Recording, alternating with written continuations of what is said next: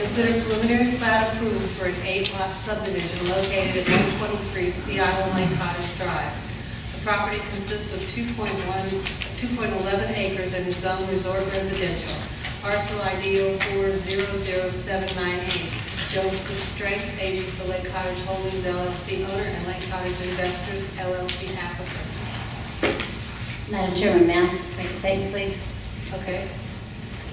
I received my packet on Wednesday of this past week in late afternoon, about 4 o'clock. And if we've gone to every other month, I don't understand why we and I'm not sure as to when everybody else got their packet, I didn't understand, but that's not enough time, and especially if we're every other meeting now. And not only that, the Glynn County ordinances are fairly comprehensive as to what should be required by the applicant prior to the submission of the application. I feel like our packets, I've felt this since meeting 1, are incomplete. I have asked over and over for certain documentations. At the last meeting, I asked for the hydrology report from the Christian school, which the engineer claimed that he submitted. Well, why is it that we do not get a copy of that? Same with Sinclair project. I asked for months and months for their wetlands report that supposedly they had. Why is it that we don't have copies of that? And for tonight's agenda, we're lacking copies of documentation of the 32, not all of the 32 points, but some of the 32 points that are listed in 619.2 that are listed as compliant by our county employees, but we don't have, we're just going on their work, and so we don't have anything to back it up and look at. And I just feel like that our review packages, A, are late, and B, not complete. Okay, I will ask that you take that up with the community director, with Ms. Thompson, take that up with her. I've said this before, I've said this each time, and I've asked over and over for certain criteria. Okay. Ms. Kate, respectfully, you have asked at times for different pieces of information. You did not tell me that you wanted every supporting piece of information and study that's presented to our professional staff and reviewed to be included in your packet. Should it not be? No, ma'am, it should not. All right, y'all need to discuss this at another time, and we need to move on our... And so the public shouldn't know, I just want the public to know that as we vote, we rely on the results of... Staff review. Right? That's And right. we have nothing else to go on other than it says compliant, sometimes compliant comments, but yet we don't have the documentation to back it up, to look at. I understand what you're saying. Again, the first item on your agenda is, or the next item we're discussing is the preliminary plat for Lake Cottage Holdings. This is the zoning map and current zoning of the property. This is an aerial photograph of the property. This is looking into the entrance into the existing development. This is the project information. The area being subdivided in this preliminary plat is 2.11 acres. It is zoned resort residential. It's currently undeveloped, and this acreage, and it's proposed for single-family residential with a total of 8 lots. You see there the zoning district standards for resort residential. This preliminary plat is for the creation of 8 new residential lots on Sea Island Lake Cottages Drive, an existing road that's located in the southeast quadrant of the intersection of Sea Island Road and Frederica Road. This is the plat that was submitted. You have a full-size plat in your packet. This was reviewed for compliance with Section 703 of the subdivision regulations, and in your staff report you have the 16 items that were reviewed for compliance by county staff. And these are your possible motions for the preliminary plat. Staff has reviewed it and determined, in their opinion, it is a complete and compliant application. I'm happy to answer any questions, and the agent for the applicant is available also. Do we have any questions for staff? Johnson, do we have any knowledge about who the principals or who the Lake Cottage Holdings LLC or Lake Cottage Investors LLC? We don't require that, sir. As information to be submitted to us. So it could be anybody. Yes, sir, we have to have the applicant, the owner, and they have to show the deed showing that that entity is the owner of the property in question, and they've done that.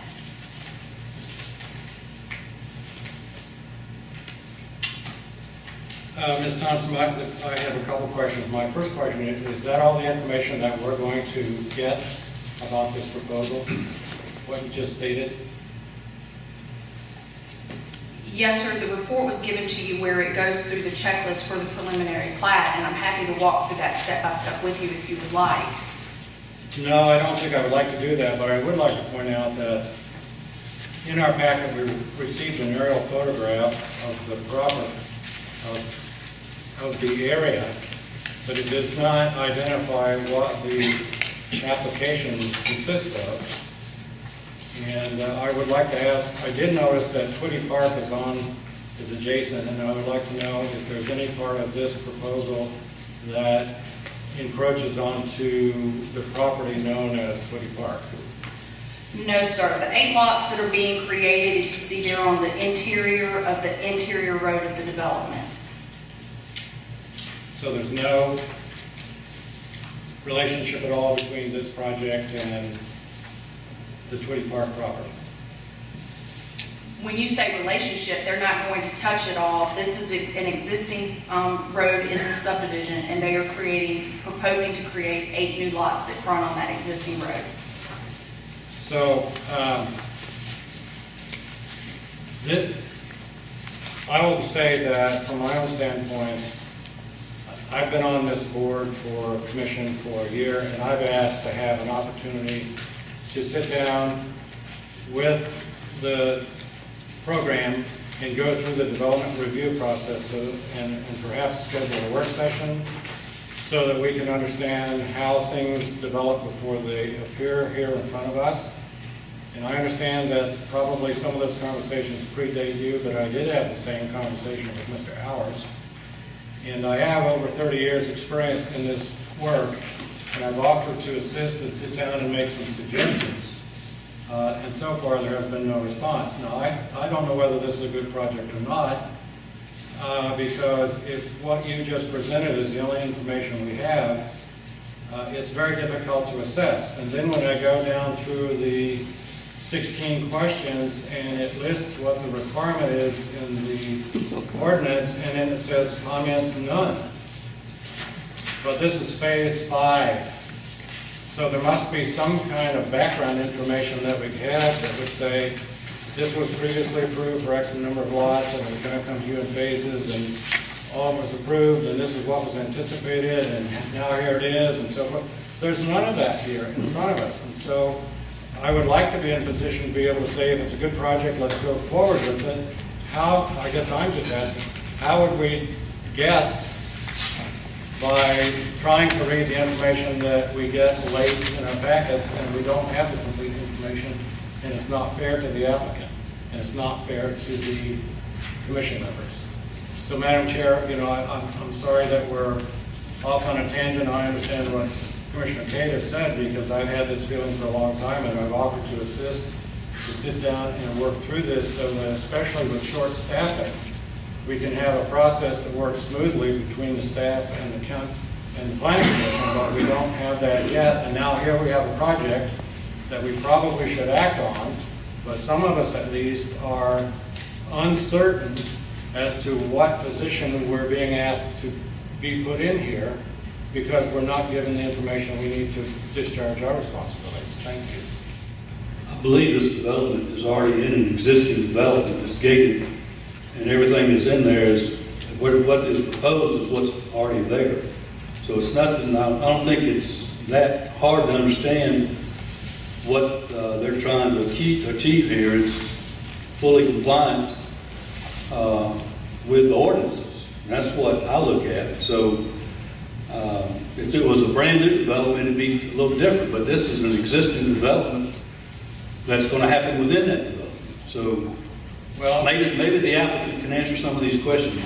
I think that's very helpful. I'm way back at the beginning. If this is something we're being asked to approve that's already there, why are we being asked to approve it if it's already there?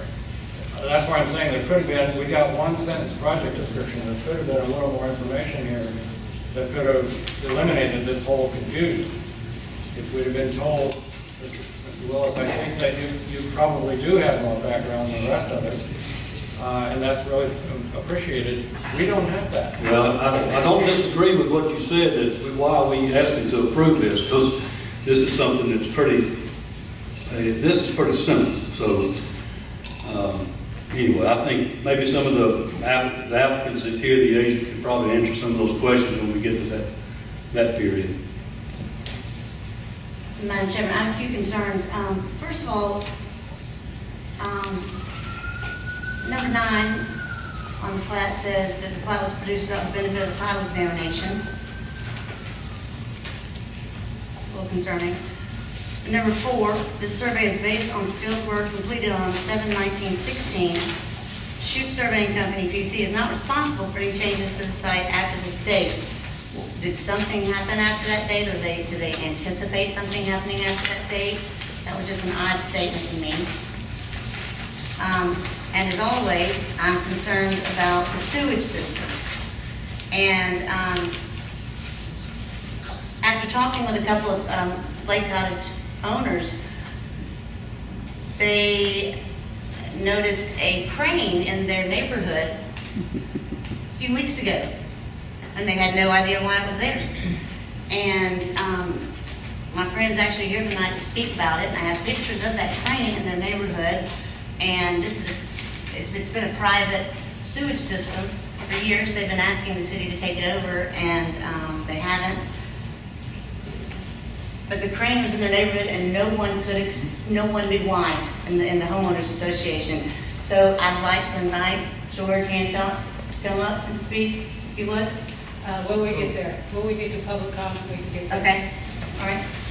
But again, back to the sewage, which is always my big issue, is what was this crane doing there? First of all, but the capacity of 8 homes, and what about the sewage going across the street, up under the street, with Sea Marsh, the professional site across there? Where is their sewage going? How is that all connected? Those are my concerns.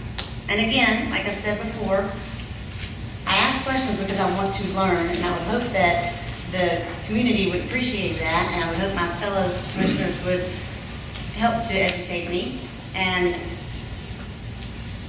let me know what's going on. But I do feel like we are not given the proper information ever.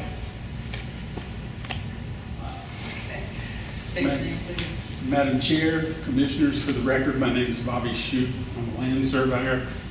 I'm responsible for preparing the preliminary plat for the Island Lake Cottages Phase 5 that you have before you here tonight. In my professional opinion, to the best of my knowledge and belief, this plat complies with the Glynn County's ordinance with regard to prepared preliminary plats. We have some other part of the development team here. Jim Bishop is representing them.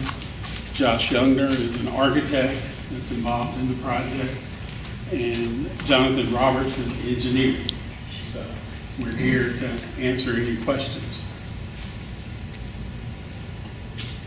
Mr. Shoup, and thank you and your team for being here.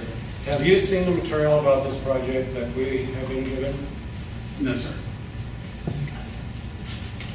And you, And to just, I guess, I don't know whether I want to explain myself or apologize. I just want to say that everything that we have here says we have no information. So we have a 1-sentence description of the project, and then we have information, we have some data, and we have a list of 14 criteria that the county uses, and every time it says comments, there are none. So we don't know whether that means you didn't get the information, They don't have any comments, there's nothing to say, it's in compliance or it's not in compliance. We don't know what that means, I don't. I can't speak for the others. But when it says that, number 6, the information is required to be provided, and the staff comment is none. So we don't have any information about what you're asking us to consider. I don't have it. It may be somewhere in the file, but we don't get the information. I think that's what Commissioner Cate is saying. So it's unfortunate it comes up with your project, but maybe you can help us. And we can work with county staff to try to get a better system so that it flows better and we have better public policy. I think we're going into our comprehensive plan.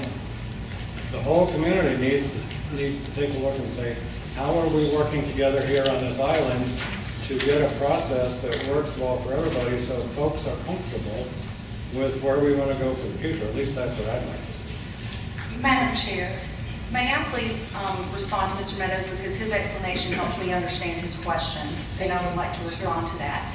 If you look at this table that's provided in your staff report, there are 2 columns. The first column is labeled verify.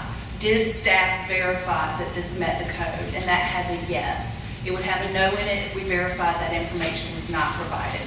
So then in the column under the requirement, we have what the requirement is, and the only time we provide a comment is if there is something unusual about it. So for example, item 6 was a vicinity map. We verified that the vicinity map was located on the plat. There was nothing unusual about the vicinity map, so we had no staff comment to add to that.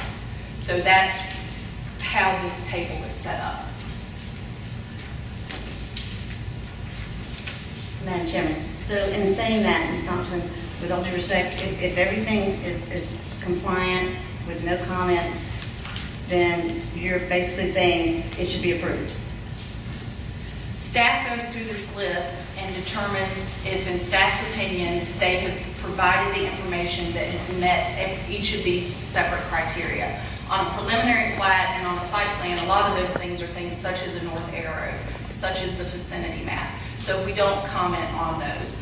All of these also go through our development review process, which is where you get that second review list from staff where they have gone through and have potentially had some conversation with the applicant and have made sure that they feel that whatever the application is does meet the code. So yes, I would not have brought this to you if any of those verified columns had an N in them. So meaning that then it should be approved in your mind. My professional opinion is that this plat is compliant with Section 703 of our subdivision regulations. Yes, ma'am. And so we should just strictly rely on staff's report. I think that's a call for our commissioners. That's our discretion, whether you want to rely on it or not. That's our And discretion. I'm asking because when I had questioned it or gone against something that was compliant with comments or whatever, I've caught backlash. And so my question is, if we're just here to go on, everybody says it's compliant, approved, what are we here for? If that's what you're telling me. And if we can't, ask for the proper information, when we do ask for the proper information, just to become educated, it's either it's not provided or it doesn't exist. How can we rightfully approve or not approve a project? And Ms. Cate, if I could, and again, if you have ever asked me for information that I have not provided to you, I sincerely apologize for that, because that is my desire, is to give all of you the information you need to make the decisions that are before you. Some of the information you ask for has not historically been provided to planning commissions and that to this planning commission or the mainland planning commission, and that's why it's not initially been provided to you, and that's why the report and the whole packet process has been evolving since I started working here. That being said, the way planning works is you get a report from the staff. This is my professional opinion in reviewing this in regards to the code. You listen to the applicant, you listen to citizen comments, and you have your own history knowledge of the island. Those are all pieces that you use to make your decision. That then, if it's something that goes to the board, They have staff's recommendation, the planning commission recommendation, their own public hearing, and their own knowledge of the community to make a decision. So my staff report is one piece of your puzzle. So if the proper documentation has not been provided, when an applicant presents their preliminary plat, then it's incomplete. Let me just jump in here. This is a conversation that we'll probably need to have. Why? The community needs to hear as well. I mean, Well, all right, then I have my 2 cents to say. Our ordinances require that preliminary plat comply with the section 703 of the ordinance. All this board, this commission needs to understand is whether staff has gone through the materials that has been presented and it meets the criteria of that ordinance. Anything outside of that criteria, documents that you ask for, like the water and sewer, and where does it go, and all of that sort of thing. This is a private system. Excuse me for having you stand there like this. And so, anything that's outside of what staff is supposed to present for us is not customary. And it's not really necessary for us to make a decision on it, I feel. So if we're starting to ask staff to present things that are outside the ordinance requirements, we need to give clear direction to staff on that regard. We probably need some ordinance amendments as well. At this juncture, I would just say, if you need documents that are not provided, that are outside the norm, which is outside our 703, if you need something other than that, you need to tell staff before we meet and try to get that. I understand you don't get your package until Wednesday before the following Tuesday meeting, but you have 703, you know what you're going to be presenting. And part And of so, it is let me finish, please. This is not the first time we've reviewed preliminary plat this year. So you know what you're going to be presented. If you wanted something outside of that criteria to consider, you needed to have contacted staff. And in the future, I suggest perhaps if any of the commissioners have something that they want that's outside of what's to be presented, that they want to consider, they need to ask before they get here. So the fact that you've asked for documentation in the past and not received it, I can't really address that issue. And I'm not sure where that went. But I think we need to keep moving in this direction today. We have Mr. Shute, bless heart, who's been standing here listening to all of this, and thank you for your patience, and thank you for the audience's patience as well. With that said, if we have any more questions for Mr. Shute, like you had a question as to the survey data, and that if you want to address your entry on that, on the plat about the survey data, of having not the background check, or was it a title search or something? You were questioning why he would put something like that on there. Well, disclaimer. It is a disclaimer. It's a professional disclaimer. It's on every plat that I see. I was just asking a question, which I'm allowed to do. Absolutely. Mr. Shute, let me ask you a ton of questions because I'm an accountant. But where is the location of the existing water and sewer utilities on this document? Can you show me that? Can I come to your table? You can, Yes, as far as I'm please concerned. approach.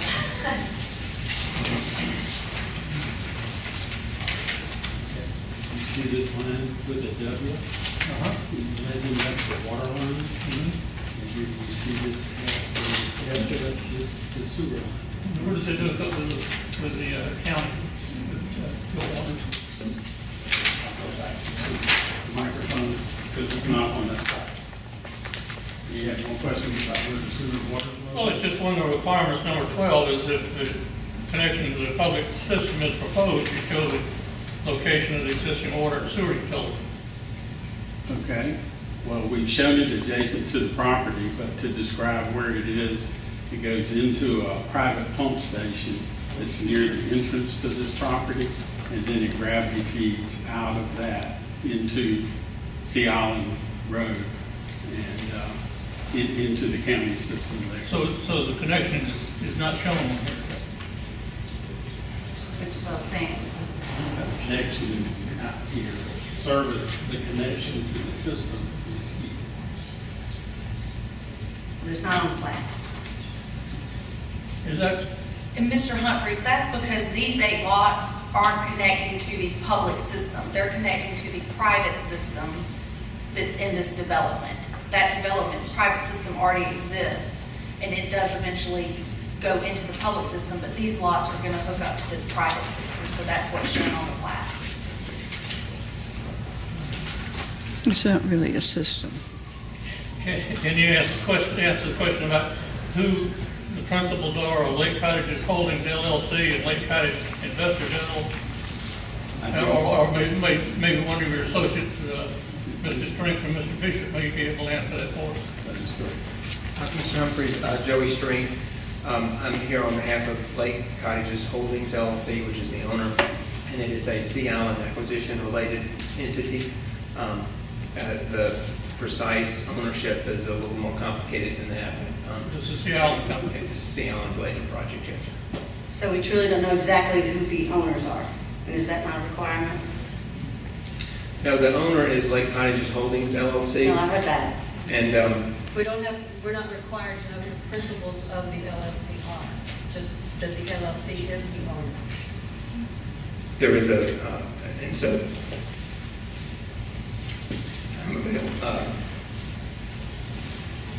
I And think that's all I can share at investors, this point. and Lake Cottage investors are simply the investors in the development.